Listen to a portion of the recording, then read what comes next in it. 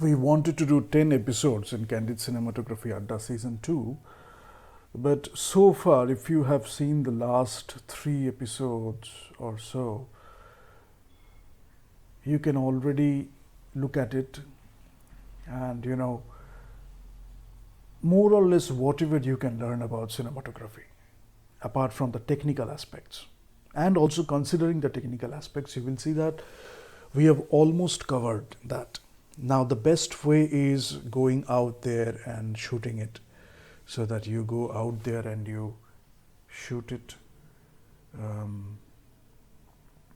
You look at light, different times of the day, and night, day, evening, the different types of light, what you see, available light. Then if you can add something to it, to create something particular. And when you are shooting in a camera, you are going for skin tones, so you are looking for a particular skin tone.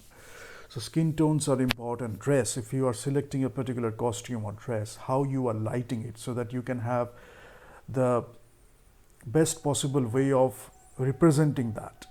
That means if the costume is supposed to say something regarding the story, then the way you are lighting it, that is also telling a lot, and then location, obviously you have walls. So generally we can talk about art direction, so the setup in which you are creating everything, how you are arranging stuff, and then how you are composing the frame, how you are lighting, and how you are putting things there, so that if you are covering with a long lens, then how you are showing what in background. With it can be a plain background, it can be something you want to show in the background that is conveying something regarding the story. It can be shot with a wide angle, you are designing for more depth, so that you are having layers in the composition, and that can have its own meaning. And if you are covering with a 50 millimeter, then you will have this, the natural way of looking at it. When you look at things in a natural way, you have this 50 millimeter kind of footage, so it can be compared. So I'm not going to the technical details, field of view and all these things, focal length, but what you can achieve using those lenses in terms of composition, in terms of perspective, in terms of the effect you want to achieve. And so one thing is creating the perception, and this dimension you want to create, and two-dimensional to three-dimensional, and what you want to create. And another thing is illusion. So today we talk about illusion. I just mentioned few things. If you look at painting, people have looked at paintings and they have looked at psychology, and they have figured out that there are illusions. Now they have given psychological terms to the illusions too. So you can go through the psychological terms, scientific terms, and also you can go for the effect, what kind of illusion it is. It can be seen in photography, it can be seen in painting, it can be seen in visual arts. So there you can see that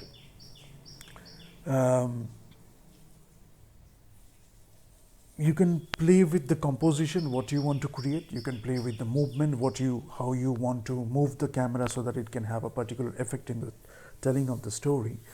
And then you are creating illusion. So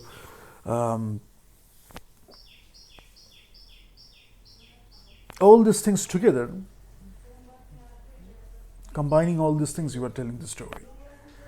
So art direction, then your cinematography, and the effect you are creating. And if you have gone through the old movies, not old, I mean years back, you will see that people used to play with a lot of camera movements, zoom along with that, the movement of the camera, then how we are playing with the zoom itself, and how you are using the zoom, how you are moving the camera to tell a story. And as I have mentioned, you are using a steady cam, or you are using a crane, or you are using handheld camera, it will have its own effect. Whatever is required for that particular story. If you want to go for textures and grains, you are going for that, and it is telling the story in a better way. So all these things we have covered mostly. And if you go with the camera to see something, you will see that poetry you will see, and poetry you can capture, in fact. And sometimes you are shooting the footage and arranging the footage, you can create poetry. But with the light, with the composition, with the way you are capturing it, it will have a lot of poetry, and the poetry is inside you. So you are just getting a visual representation of it using the camera. And